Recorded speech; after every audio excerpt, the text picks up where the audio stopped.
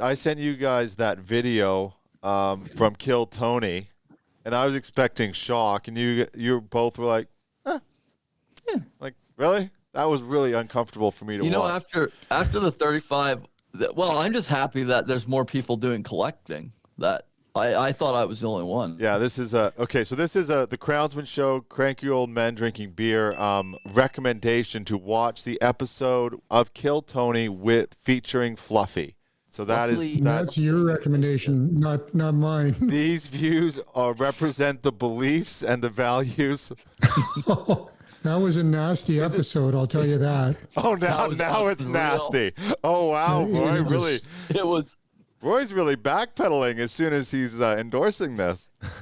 No, what did I say? I think I sent you a note that gives a new meaning to the Scout motto: "Be prepared." Oh boy, okay. All right. You'd have to see the show to understand that. All right, welcome to the Crownsmen Show, everybody. I'm one of your hosts, Jerrod Downey. We've got Roy Slack. He's based out of his brand new studio, beautiful studio that he's got. That sometimes the dryer turns on behind him. Call back. Why is it brand new?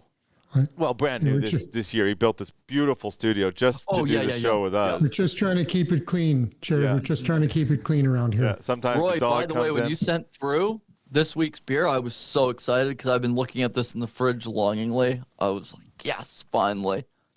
Rory longs for a lot of things. Socks, beer, and... Again, watch the episode, Kill Tony. Show recommended, and you'll understand the reference. And we've got Rory Bamford. Rory, how are you? I've got a whole bunch of stuff for you that has collected over the last few days, like gifts that clients have given us from the Philippines. The employees gave us. So I've got like a bag, and it's just getting bigger and bigger. So hopefully we'll see each other soon. Fantastic. That is great to hear. I love gifts. I bruised my ribs on the weekend, so I'm struggling. Can I interrupt you to show you a perfect pour? That is good. That is fantastic. Isn't that a beauty? Well, now let's everybody focus in on Jerrod's pour. Picture perfect pour. Can Jerrod top it? Let's see. I feel like I'm on it today. Take your time. Oh yeah, he's giving her. And after a long trip, you got to make sure you do it good this time. You'll notice I'm wearing a hat. It's from King Ropes or King's Ropes in King's Saddlery in Sheridan, Wyoming. We were there filming with L&H, so see that episode coming out soon. See, I talked and poured. Look at that. I think that's better than yours, Roy. It might be. I was out in Wyoming. I've been practicing my beer drinking. Beer drinking, my roping. No, there wasn't actually much beer drinking, but man, I did not realize how many people hunt there. Oh, yeah. I mean, like, serious hunters. Like, I thought my family hunted. Those folks are. I remember flying in, and where was it? No, it was. It must have not been with West. It was in Utah. Flew into Seattle and then drove to no, not Utah, Idaho. And I parked in the parking lot at the hotel. I was the only vehicle that wasn't a pickup truck. Yeah. Like, I got a rental from the airport and drove it in, and funny. I had referenced in the previous show the Easy Rider rifle rack. So for those of you that don't know the movie Easy Rider, spoiler alert, at the end there's a pickup truck and a rifle rack comes into play. I won't say more than that. But it's big time hunting. Yeah, behind King's Saddlery, they've got a museum where people have just donated, and the whole thing is just saddles and guns. And I mean like 1,000. Just two huge rooms just full of saddles and guns. It makes you just want to have fun. And everybody's like nice out there, and like, 'cause it's just, it's a great place. Anyway, cheers, gentlemen. Oh, cheers. Let's taste this. Cheers. Stout. While you're having a taste, I just want to mention something because some people have a misconception about dark beers, that they're really strong. I mean, a Guinness is only 4%. I think this is 4.9. Like, unless you get into an imperial stout, these are not high alcohol volume, but they are full flavored. And this one, I mean, it's a Mocha Stout, so you're going to expect a little cocoa, and you're going to expect a little Java. and we'll do a review at the end. Aren't they less? I'm Googling it right now. They're usually, they're known for being higher in calories. I actually thought, someone told me once they were lower in calories. That's a lie. I just Googled that. That's not true. Then what? Than other beer. Than a bag of cookies. Yeah, exactly. Some idiot told me that. You know who you are. Sorry. Sorry. Right I'm, here. I'm only one zip in here. Let's talk about our Heavy Industry World Tour brought to you by Savanaugh Equipment. Find, market, and sell surplus and used equipment. We are heading to events across North America and Australia and filming episodes on location. Email us at info@crownsmen.com to be part of Crownsmen's Heavy Industry World Tour. Join us in the depths of the mining world, where global leaders and industry giants converge to shape the future of mining. From groundbreaking technologies, advanced machinery, revolutionary safety measures, to sustainable initiatives. This is the voice of mining. This is Mining Now. Showcase your company to millions worldwide. Book your episode now. Visit crownsmen.com. Roy, let's start. I feel like it's been a while since we've started with you. What's on your heart? What's on your mind today? Testify. Well, you know what? I'm not a big news buff. I don't watch the news normally, but I guess I get my news through the comedy shows. But you know, with everything that's going on, like I did see this thing. I think it was on LinkedIn about how to buy Canadian. With everything that's going on with the U.S. right now, and one of the I look for these things that I think are ironic. Alanis Morissette has a different definition of ironic, but the recommendation to buy Canadian. Rory doesn't know one the of song. the products. We'll bring up some of the lyrics on the screen here. So, Okay. Thanks. Anyway, continue on. There's a big debate about whether the pedantics in the crowd didn't feel Alanis Morissette knew what ironic meant. It's like, Anyway, I digress. Yeah, I know the song. So we're going back to the important point of why we're. So where to shop? Yeah. So where to buy Canadian? President's choice. Yep. I thought that was ironic or maybe fitting. We just can't get away from it, no matter how hard we try. That's what happens when you got 80% of your product, or 77% of your manufactured product. It's a Canadian company, so there you go. Yeah, but they couldn't even help themselves. Rory, what have you been thinking about? You've been hitting the sales pretty hard. We're getting lots of complaints as you phone them people continuously. We're fielding those emails, so thank you for that. Oh, you're welcome. You're welcome. Just keep directing them to Jerrod and Gowdy. And no, I was actually I was thinking about it because I've been reading a bunch of S&P 500 reports. Unfortunately, this week for both of you, I have no pump companies to report on.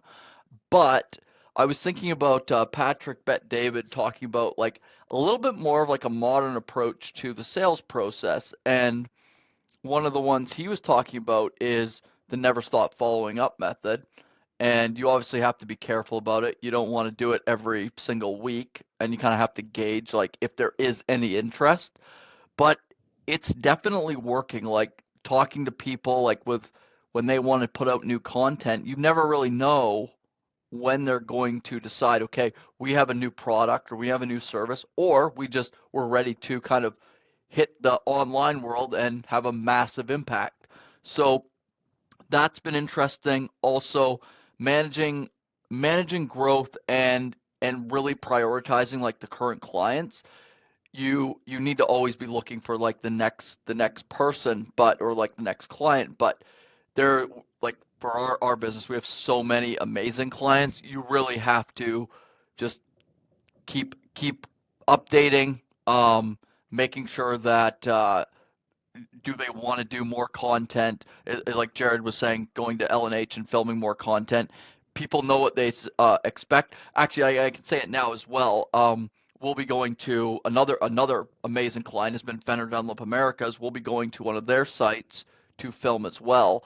And it's just, you really have to like always be prioritizing like those current clients, I think, because if you don't and you're not continually kind of just updating, not even following up, but just like checking in, because the that method, like back when it was door-to-door sales, it was completely different. Now with the online world, and like Jerrod says, like sometimes giving somebody a phone call, it's just a great way to change it up from always doing the email or LinkedIn. But Rory, I don't know if you alluded to that or not, but one thing that I found more often than in the past was turnover.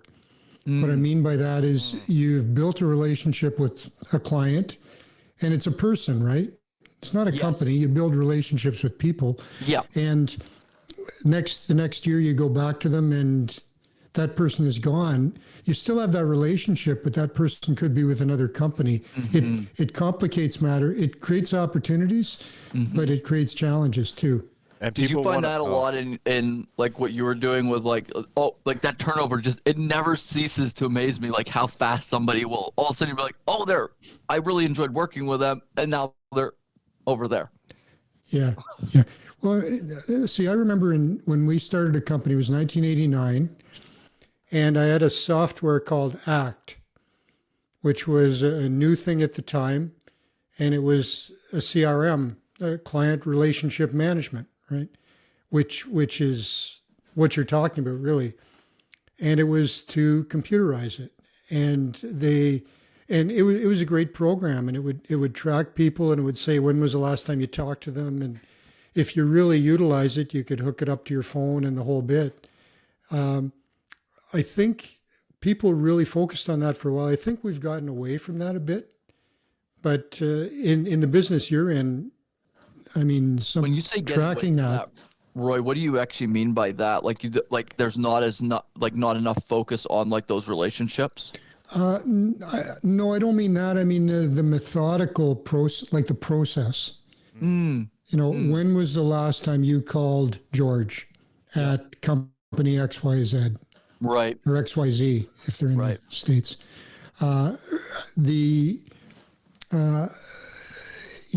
That's what this relationship management systems is making sure you keep in touch with people on a regular basis. What did you talk about last time? Should you be following up in a week, in a month, in a year? The thing with those old systems is they never told you when somebody moved, right? So you've got Rory in your system, and he was with this company, now he's with this company, right? And which is what LinkedIn does, right? Yeah. If you've got a contact on LinkedIn, you get a notice if they've changed positions or changed companies. So, true. But yeah, it's a lot of work if you want to do it right. Did you know cementitious binders can be responsible for up to 70% of the total GHG footprint of mine backfilling processes? Now you can replace up to 50% of the binder in your mine backfill operations with Graybond, Graymont's new low-carbon cementitious binder. This lime-based alternative binder maintains a 40 to 70% lower GHG footprint compared to typical cement and can adapt to varying mine conditions without compromising performance. Learn more about Graybond at graybond.com. Attention builders, we've got everything you need to know about the grit and grind of the construction world in one show. The Construction Show is where you can share your expert techniques and strategies to help keep the crew strong and construction sites secure. From foundational tips, industry trends, safety strategies to advanced equipment and machinery. Be part of the voice of construction. Book your episode and showcase your company to millions worldwide. Visit crownsmen.com. Actually, Jerrod, I'd like to get your input on that too, because what we're running into, we've invested in this new software. So we basically have like thousands of new people to reach out to, plus thousands at like the events to reach out to. The CRM, we actually have to get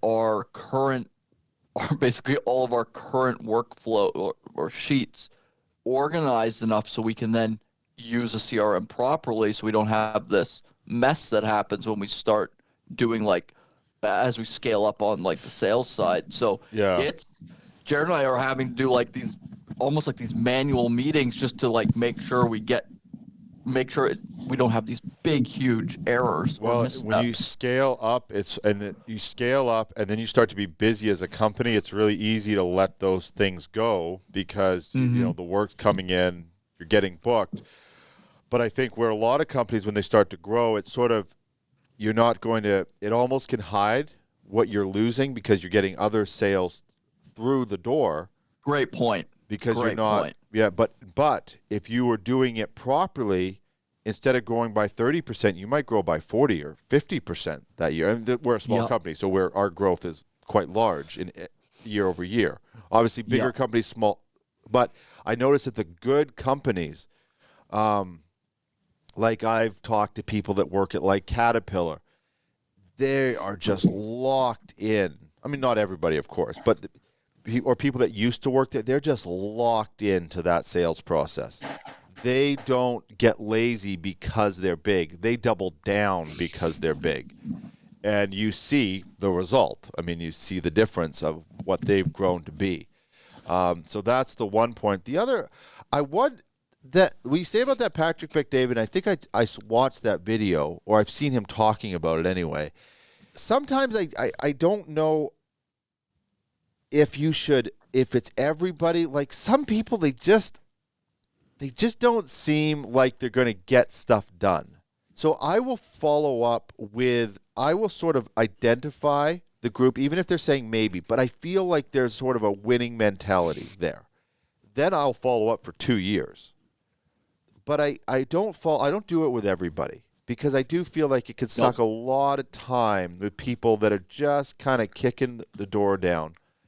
So I want that. So that's one thing. I want both of your thoughts on that. And then the other one was, Rory, just a quick comment. When people move around, that is a really tricky thing, because I feel like people come in, and I've probably even been guilty of it. You come into something that you weren't dealing with before, and there seems to be this natural human inclination to say no to a whole bunch of stuff that was in place before, and they kind of like challenge everything. Don't even get me started. Yep. I'm saying it nicely. Roy's gonna. Yeah, I can address that with one word. Yes. Yes. But I don't think that's a good thing. I don't think that. It must be a human. It must be a human instinct. Just like we're gonna say no to everything that was in place before, and I'm gonna do my own thing. I think they have done studies on stuff like that's why, like, even racially, people, when they would come to a new country, they'd see and they basically turn into a war, and they weren't even enemies, right? It's that kind of stuff. I think it's like unknown. Yeah, I mean, a theory there. I talk a lot about we're in a relationship business.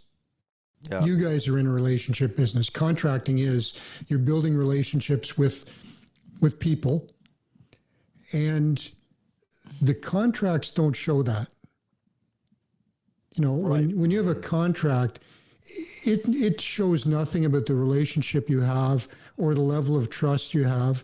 And so when you're dealing with someone new, you're starting from square one. You're building that trust again from square one. And I think that's why, and there should be, maybe we can think it up today, maybe towards the end of this beer, maybe we'll need two. But how do you rekindle that relationship? And, you've already got the contract, but the way you got the past contract was building a foundation of trust, right? I wonder if that could be. What if that could be? Like, we could put like a rating system on how much we like each client right on their top of their contract. No, I'm kidding. But I wonder if there is a way. Is that like Rory's travel service? Yeah. Rating? Yeah. That's it's like 1 star. Here's your invoice, and here's 1 star rating. From 1 to 20, and at the end of the show, we're going to rate you along with the beer. Yeah. Oh, Rory, you don't even know. You don't even understand what Rory has put us through with his trap. And he always wants to be the booker. I don't know. I am the booker. It's like points or something. He's got something going on. That makes you the bookie. Yeah. Yeah. It makes Jerrod and Devin the victim. Yeah, victim, me. I lost my whole. Oh, I wonder if there is a way, Roy, because that's an interesting point.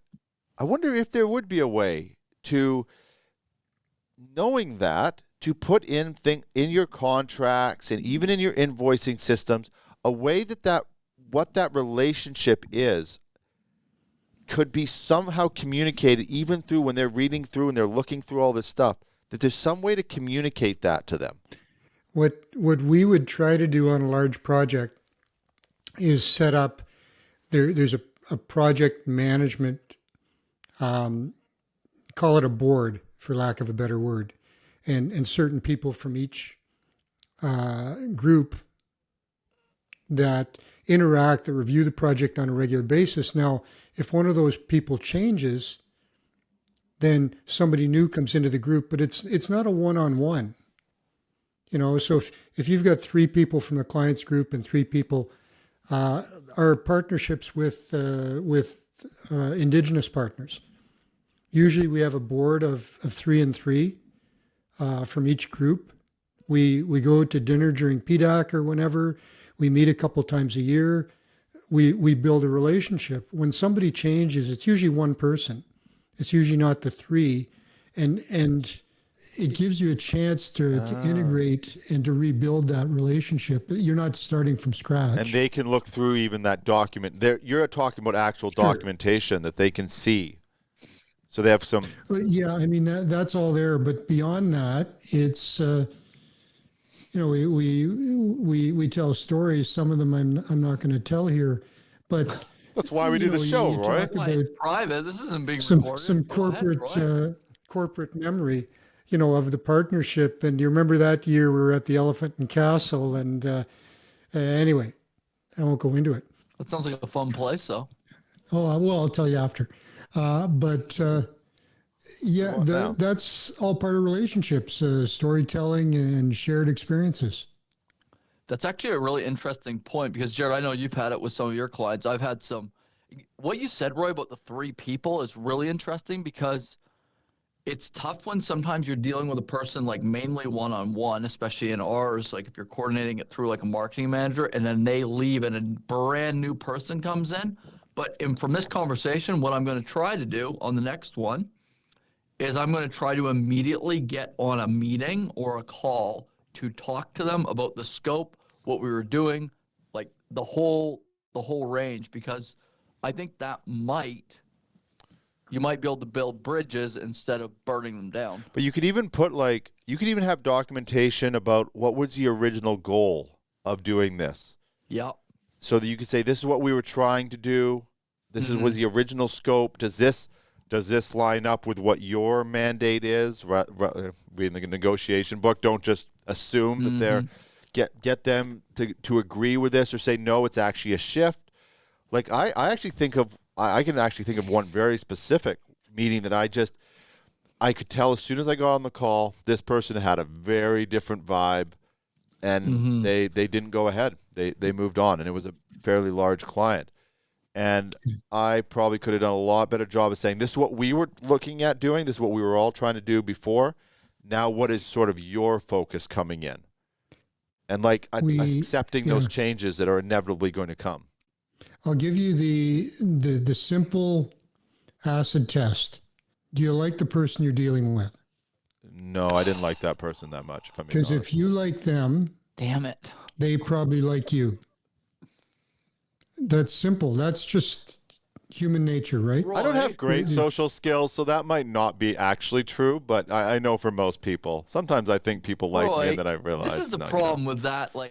So that acid test, does that mean you sort of, actually going back to even like... If you're concerned about that, Rory, then the problem's probably you. No. Where it's like, I don't think that's true. Nobody likes me, but I like them. No, this isn't true at all. But that's an interesting acid test, and I accept your insult. But the observations. What was the goal of that insult, Roy? I just call it an observation. I didn't. Oh, but that acid test. I don't like that in the sense that some of these clients are like, I really want to do more with the team. It's just that clash that can happen. We have such a volume of clients too, right? Not every client. If you got 200 people you're working with in a year, not all of them are going to. I mean, I know people. I can tell they're not like, we just do not connect for whatever reason, but they still work with us. But then you have to really shift over onto what are we trying to do? What is the value we're delivering?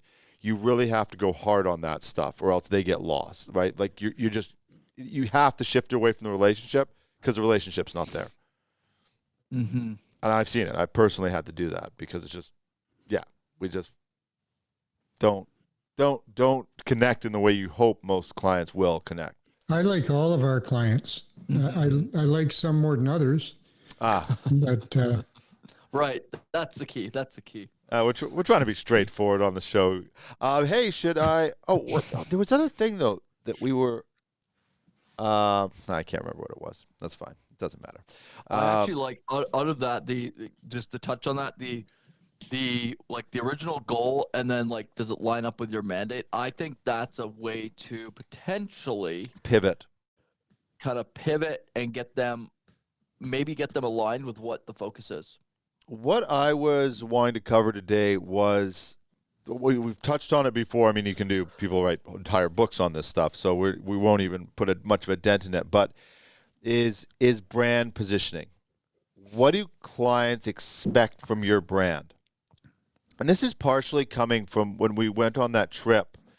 We went down to Wyoming to film, and of course, the inevitable conversation comes up is people will ask you, "Oh, what about this? What about this person who makes content and this?" And really understanding where you position. For example, you have someone like BuildWit, who I don't know, Roy, do you know who that is? BuildWit?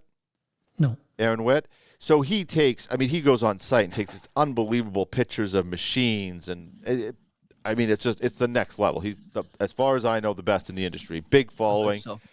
And if you look at what he's doing, we share some of the same client base for sure. But he's doing this macro, make everything look awesome, and does nobody better at it. And then you've got us, we're digging into the weeds on how a conveyor belt is constructed. We're plugged into two very different things. And we do a little bit of overlap. We were just at L&H. We're taking film. We're filming their facility, and we're kind of upping that. So we kind of cross over, but we know where our brands sit. I don't know his positioning, but we understand exactly where our brand sits. And that's such an important thing. Like, I think of, I was just looking you got the Cat 797 or the Komatsu 980. Those, you expect that from Cat and Komatsu. I was looking at Metso, they're doing a 42-foot sag mill out in Peru. Really? Have you heard of this, Roy? No. 40, I've heard 42? of Peru. You've heard of Peru? Yeah, Peru's a country. That's right. Yeah. Wow. So I'm dumb. actually surprised Jerrod knew that with his major in geography. Oh, Anyway. brother. Yeah, Jerrod struggles a bit without a GPS, he'd be in time for this meeting. Yesterday, I was emailing both of you on the way from the Uber from the trip, and I'm just punching out responses, and sometimes it gets a little messy, so my apologies.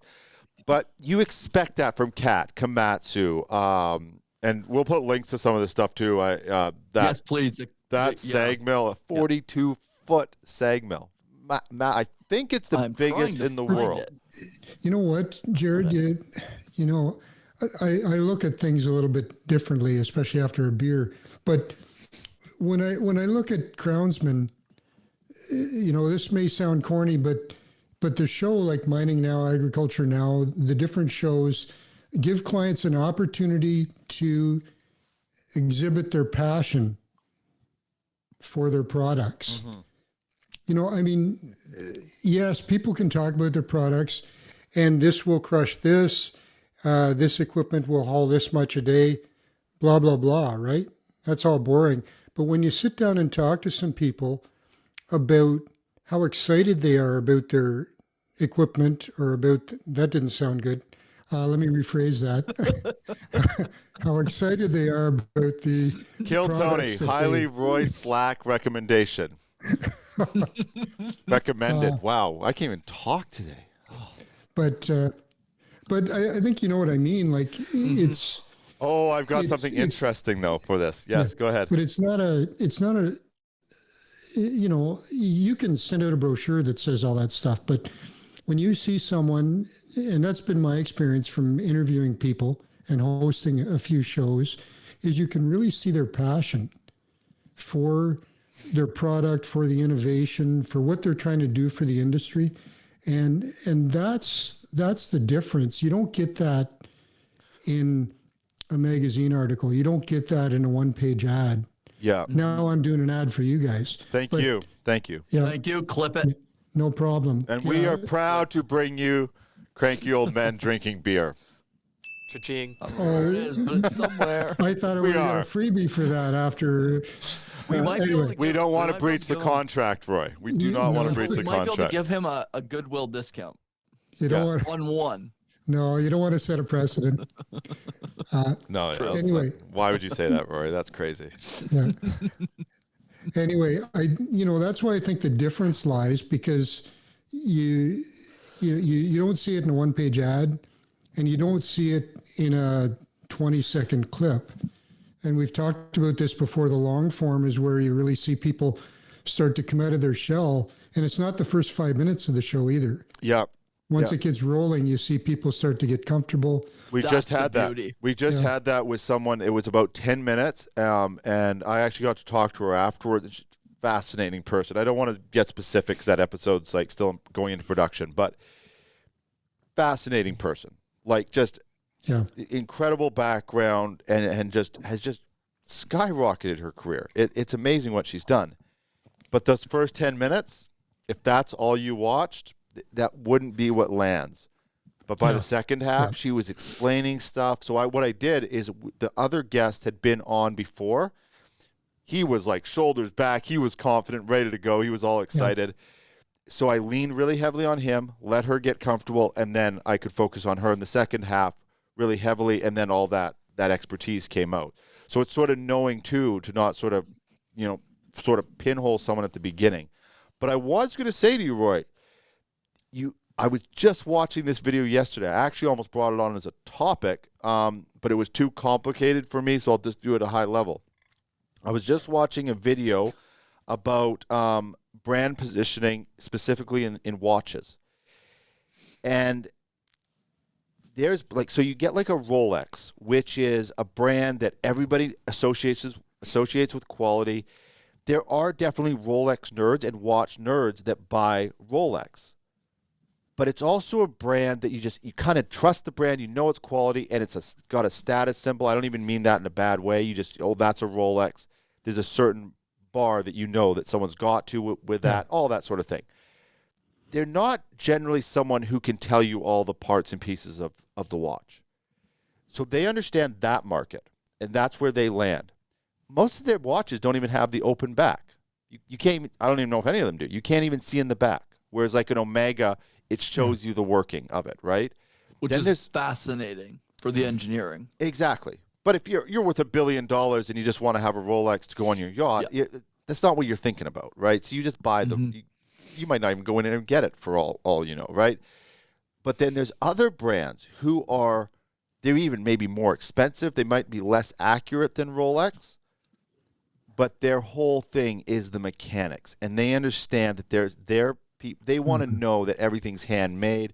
They're real watch enthusiasts. They might be $1 billion watch enthusiasts, but they know every part of that watch.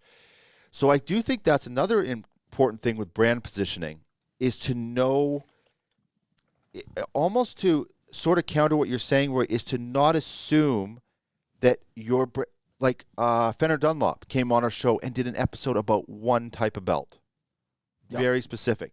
Huge traction. And they are showing their passion by doing that. They really are. Yeah. But they're going hard into the technical elements, and it got a big response for them. So I think... Yeah, don't get me wrong. You can talk about, like I can talk about design build all day. And, if you're not an engineer, maybe you're bored to death, but you will know I'm passionate about it. Yeah. So getting into the nuts and bolts doesn't mean you don't see the passion. So if that was the impression, so that wasn't what I meant. And do you know what's interesting is people now more and more, when they look at like the content that we're doing, and it seems like it comes up with a lot of the conversations, they now understand like this is such a specific audience, like the production level and the promotion level. They understand you need both, because people, for entertainment purposes, I'm going to throw on Kill Tony in the evening. But people that are like passionate about the industries that they're in, and even myself, like if I'm like, sometimes it's funny, like sometimes I'm researching about like a product or whatever, and I know I can just go to our channel because I can pull up a highlight on like a specific product or piece of equipment. People understand now because it's so niche that the promotion aspect is so important as well. I think to tie it together is, I think what does happen is sometimes people go too heavy. They think showing passion talks about just everything in a high level. I think showing passion for something is almost that willingness to go into the nuts and bolts. It can be both. Mm-hmm. Yeah, I mean, there's a full range. You know, when we talk, you know, I did a show with Phillips Baker from Hecla. No, yeah. And he talked about some details, but you know, he's talking about over 100-year history of the company and some, Right. you know, some different things. And then we've talked to other people, entrepreneurs who are scientists who have the technology and they're figuring out the business, which is fairly typical of entrepreneurship. Is you start out knowing something, you know, being very good technically at something, and then the business part is what you know, the expensive education is what I call it. But yeah, it's like I say, it's an opportunity to, you know, display your passion about your business, about your clients, about whatever you have a chance to talk about. I was going to say to you, Roy, I saw you did a video, sort of for Don McLean. You shared it on LinkedIn. I thought that was a really nice video. And seeing some of his history, I mean, he sort of, they invented that scissor bolter after there was a fatality in a mine. So that spurred on that innovation. I just wanted to mention it. Really nice video. It was, we've worked with them. And so seeing that sort of inside look at him was quite interesting, quite nice. We'll put a link to that in the show notes as well. Yeah, Yes. it was an interesting process because the film crew came to my home, and it was very, very casual, and yeah, we just like Mining Now or some of the Crownsmen shows. There were a couple of questions they'd sent beforehand, but none of it was scripted. It was just let's have a discussion. And that's the, you know, I don't know, when it comes to marketing, there's lots of different ways to do it, but yeah, it was a good experience. It was very authentic and very nice. And and looking at their company, and that the reason that came to mind is because I was thinking about companies that, what is their brand known for? If McLean, you kind of expect them to have something innovative in the product. You're just going like, this isn't just going to be your regular product. There's something about it that's going to be like a next level up or innovative or new to the industry. Yeah. One thing about McLean, and it's just an observation in general, in our business, if we had a specific project to do, McLean would work with us and figure out how to modify the equipment to do it. You get some of the big groups and they don't have that flexibility, and that's understandable. You know, if your market is in 400-ton trucks, you know, you don't have time to spend to redesign a shaft jumbo for a contractor for one job. So I actually want to jump in there for a quick second because like that is a good point, but like McLean doing that, like showing that flexibility. Do you think more of like the large players though should have more of that? Because like going Elon Musk, you've never heard of him, but he like literally got asked a question once about like his like rocket engine and went, wait a second, I'm doing something wrong. That's a great and video. Came back and like fixed it By a YouTuber. It was a YouTuber, like just a casual, and someone said, why do you just do that? And he went, oh, it's such a great video. And you can see him like the wheels start turning, like that's the engineer going. Like, yeah, like, we'll look into that. Second. We'll look into that. Yeah, we'll look into that. Do you think that some of these large players, and we won't like, do you think that could be more of like they could do more of that? Could I actually jump in on a quick note on that? One of the factors though is the revenue, because a lot of these there's a service component. So if they go and fix every problem, True. and it would make the machine more expensive up front, plus then you've got servicing, and then you might be over engineering a machine that's on 100 different sites. One doesn't need it, and then the other one does. So they sort of do it middle, and then you can do like aftermarket. That's why like there's this whole. So you're basically saying that I am completely wrong. Thank you for that, Jerrod. No, I wouldn't say completely. There's different motivations. There's different levels of wrong, Rory. Yeah, exactly. I'm on like second tier out of 3. Yeah. But no, that's. It's a good question, but there's reasons beyond just them. They could fix but if they fixed every problem for every site, you'd end up with this over-engineered. No, product. exactly, Jerrod. That's really, when they look at the revenue and, shaft jumbos, how many of them are you going to sell over the next 10 years? Mm-hmm. How much are you going to invest in it? But when you've got a different company, they may be looking beyond that and saying, we're not just building equipment, we're building goodwill. We're building a client base. And if we bend over backwards to service this group, it's not a shaft jumbo we're going to be selling next year. It's a scissor lift, or it's a bolter, or it's whatever. So there's different motivation. I go back to Harley Davidson. I think, I don't know if I told you my story there where when I bought, in 98, I bought a new motorcycle, and I went to the Harley dealership in Sudbury, and, I asked them a few questions. First of all, they wouldn't accept a trade-in. They weren't interested in my bike at all. And secondly, they said, well, here's what we have on the floor. If you want it, it's in high demand. What's on the floor is going to be sold in the next couple months, so take your pick type thing. It was really, and you know what?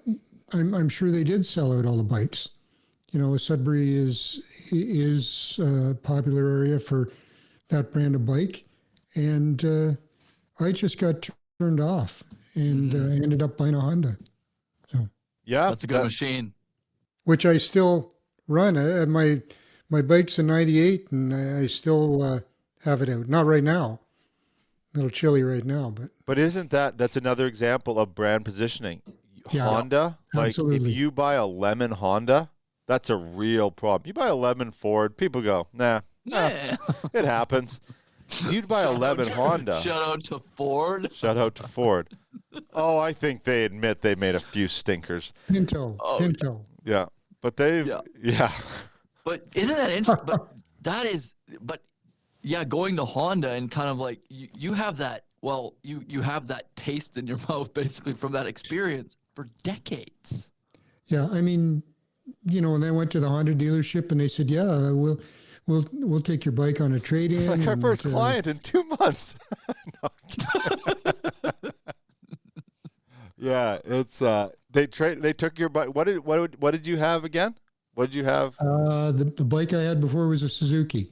Oh yeah, those are probably good little bikes too, right? Oh yeah, I went across country with that. I had that in British Columbia. I rode it from Prince Rupert all the way across to Kingston, and then kept going right to Ile de Madeleine. That bike took me, like, literally from coast to coast. We should. What you three want to go on a trip? We'll go on a trip down to Texas. We'll go watch Kill Tony. We'll do that. Oh, that would be amazing. That would actually be amazing. That the pilgrimage to the mothership. I don't. You know what? We're not here to talk about Kill Tony, but I really like the highlights, and some of it's really cringeworthy. Some of it, not because of the content, but because of the comedians that really crash and burn on the show. Oh. And half the show is the panel roasting the lesser comedians. What a scary thing that would be to get up there. I love when people come up and they try to be like cocky up there, and it's just like, don't do that. And you can just see their confidence just getting drained after. And they think they can handle it. But when you're up there, you're only 5 feet away, and someone's just sitting there insulting you for 10 minutes. Yeah, did Fluffy say like silence is either your enemy or your best friend? I don't know if that's Fluffy, but they talk. Was that? It might have been, but I thought that was a great insight, because some people can like they can go through the pause, allow the laugh to start building. Other people, they just start spinning. I think did I tell you guys my Mike Bullard story? Jerrod, I might have told you. And I was co-chair of a MIMO, like a CIM conference in Sudbury, and the entertainment was Mike Bullard. Oh, right. And for those of you that don't know Mike Bullard, he had a show on, Toronto-based, and he was kind of a caustic, like a Don Rickles kind of guy. Oh, okay. Mm-hmm. He would, and his manager told me, I went up on stage with him, and his manager said, "Okay, Mike's the funny one. Don't try to be funny. Right. Just answer his questions." This is a good story. So I said, yeah, sure. So he asked me, he said, what's your involvement? And I said, I'm the co-chair of this conference. And he said, co-chair, what does that mean? I said, well, myself and Alan are the chairs. And I said, to be honest with you, Alan has done the lion's share of the work on this. And so Bullard goes, well, how come you're here? How come I'm talking to you instead of the guy that's in charge? He said, is Alan here tonight? I said, yeah, he's here. I said, well, let's get him up here. What Mike Bullard didn't know was Alan was in a wheelchair and there was no ramp access up to the stage. So Alan rolls up to the stage. Oh, yeah. Mike Bullard leans over to me and goes, "You bastard." And I didn't do anything, but it was a real burn on him, and he was actually speechless for a minute there, but it just came out of the blue. It was kind of a weird situation. It all worked out. That's what I love about Kill Tony, though. Too, so. That's what I love about Kill Tony is that he, no matter what happens, he doesn't let it rattle him.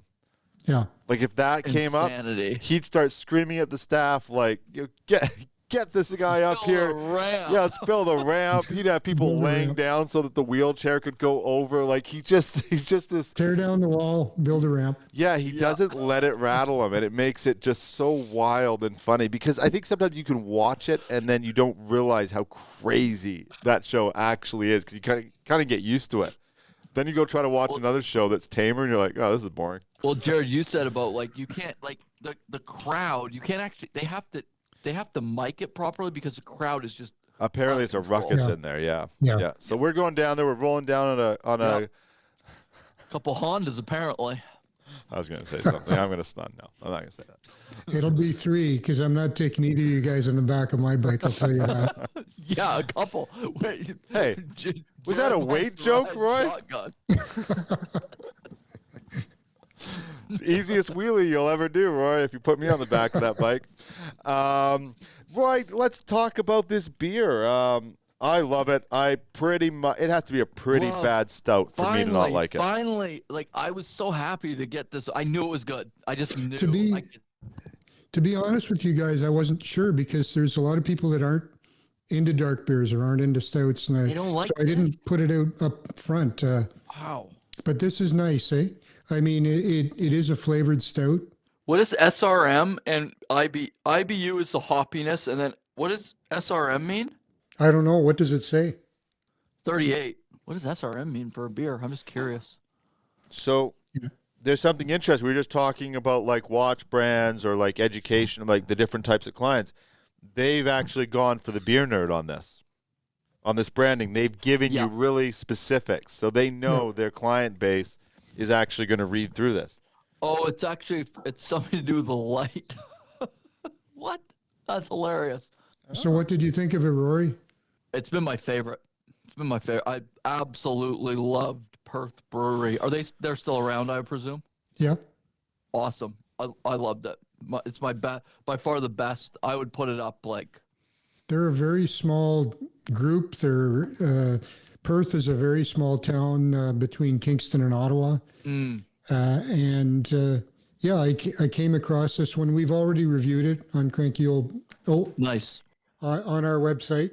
Well, shout out to them for having the best beer that we have reviewed. For me personally. Thank you for Cranky Old Men Drinking Beer for reviewing beer after beer. It's just a wonderful thing that you do for society.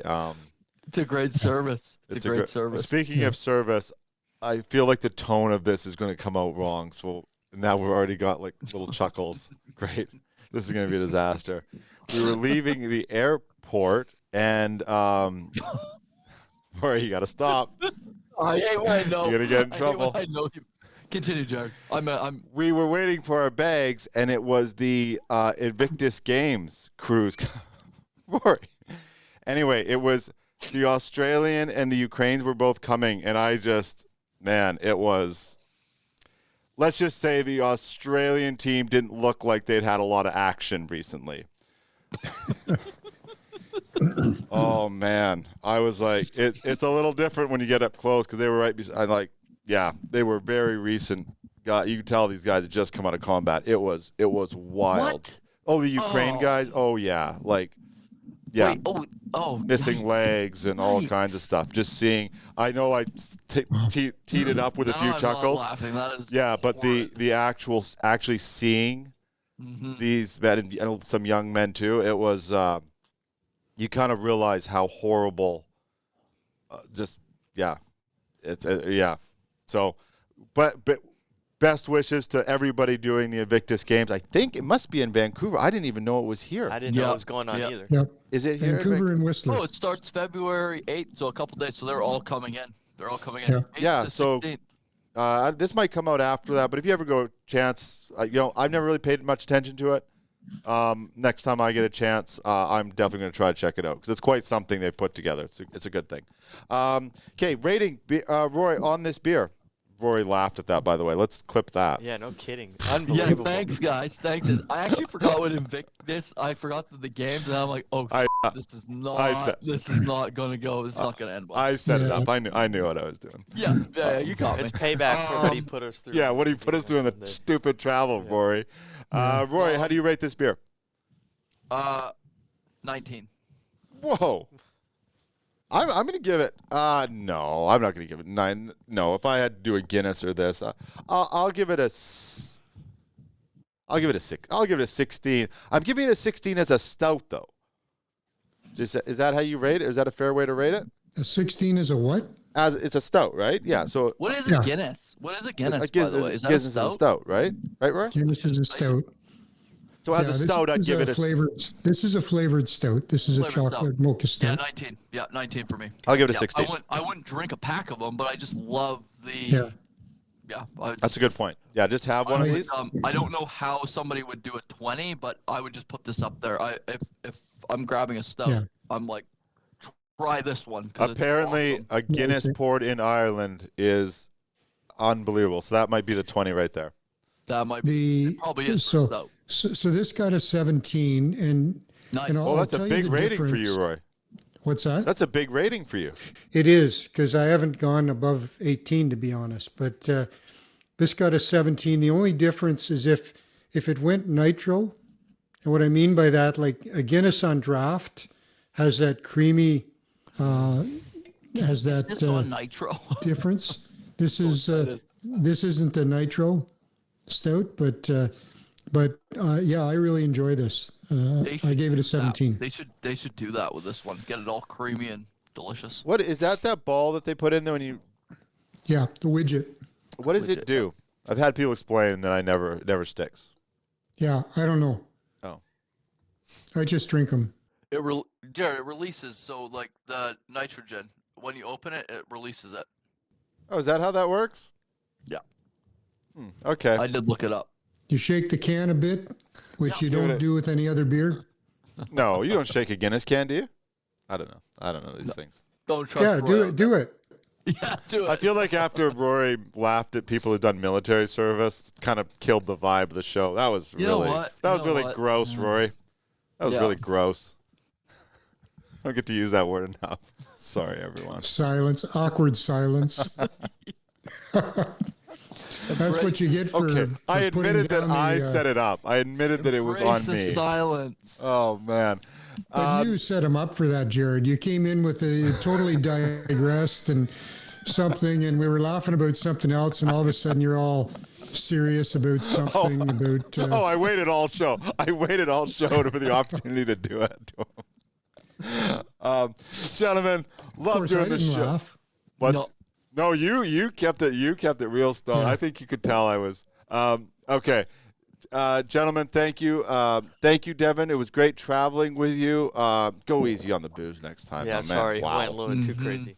I save it for those trips because it's just Yeah, brutal trying to travel. That was a lot. Booking everything. So. All right. Okay. Thank you both. We will see you. Well, thank you for watching the Crownsmen Show, brought to you by Cranky Old Men Drinking Beer.